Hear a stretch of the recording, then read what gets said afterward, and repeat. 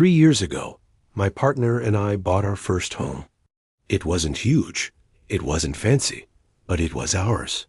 We had kind neighbors, quiet streets, peaceful evenings. Life felt perfect.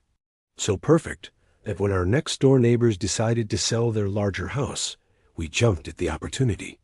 We bought it, and we sold our old home right next door. The buyers were a Polish couple. They only spoke English to us, even though we spoke Dutch. It felt slightly odd, but harmless. Looking back, that was the calm before the storm. At first, it was small things. Midnight banging, walls shaking, music blasting at random hours. Not every night, just enough to make us uneasy. Then came the first real red flag. Our neighbor came home with his car completely destroyed, scraped hard on both sides. His explanation? A concrete pole and a trailer turning too wide. It made no sense. We let it go. One evening at 6 p.m., he called us in total panic. He said 2 men were outside his house, turning his security cameras away. We checked. He was right. 2 men were breaking in. We called the police immediately. They arrived 20 minutes later. The burglars were gone. Nothing stolen. Strange. Later, reviewing the doorbell footage, we saw the burglars calmly discussing which house to target. In Polish, it felt staged. But the police never followed up. A week later, everything exploded. I was at a party when my partner called me. His voice was shaking. Our neighbor's car had just crashed through our front garden and smashed into his own front door. 2 men were loading high-end electronics into the car. Flat screens, speakers, expensive equipment. The same men from before. This time, police arrived in 7 minutes. They caught them mid-theft. When asked for ID, one of the men claimed to be our neighbor, using his exact name. But here's the twist. Our neighbor had never spoken Dutch in 9 months. This man? Fluent Dutch. Thick Polish accent. They panicked, tried to escape. Police chased them through our quiet streets. They were arrested, but inside the house, there was movement. Police went back in and dragged out a 3rd suspect. Then something happened I will never forget. While we were reporting damage inside our home, the doorbell rang. It was the real neighbor. His face was destroyed, one eye swollen shut, mouth torn, arm hanging at a horrible angle, covered in defensive wounds. He looked feral, terrified, broken. Police tried to help. He refused to cooperate. Later that night, he rang our bell again. He confessed. He said he cheated on his wife. He claimed she sent people to kill him. He begged to sleep at our house. We refused. We drove him to the hospital instead.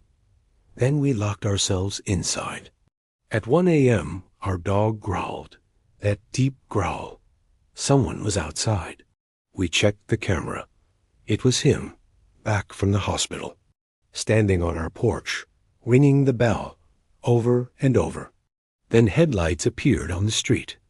He panicked and hid behind our cars. In our driveway, bleeding, watching. The car stopped. It was his wife.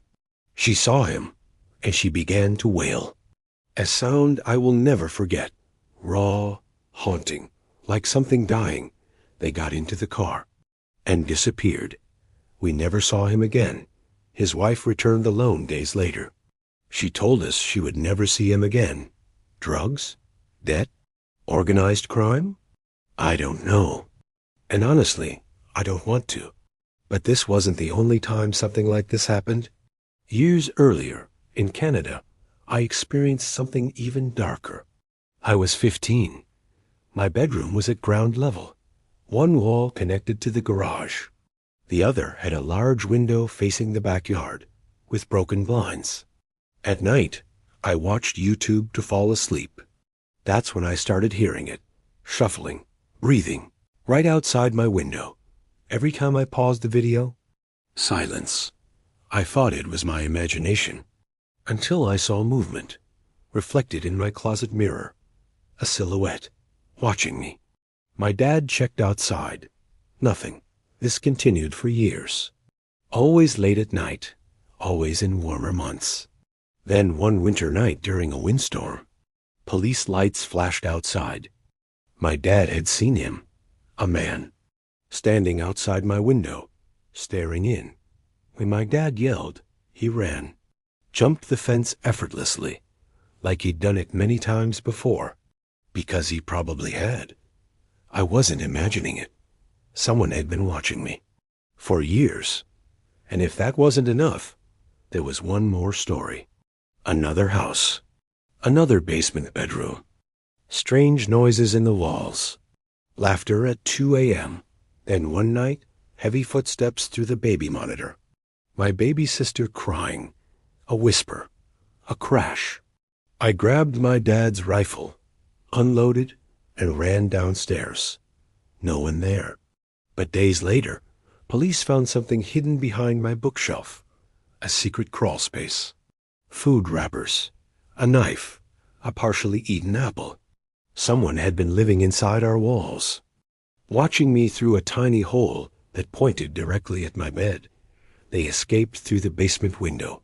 While police were outside, they were inside our home. For weeks, maybe months, watching, waiting. I live on my own now. But I still think about those windows, those walls, those quiet streets.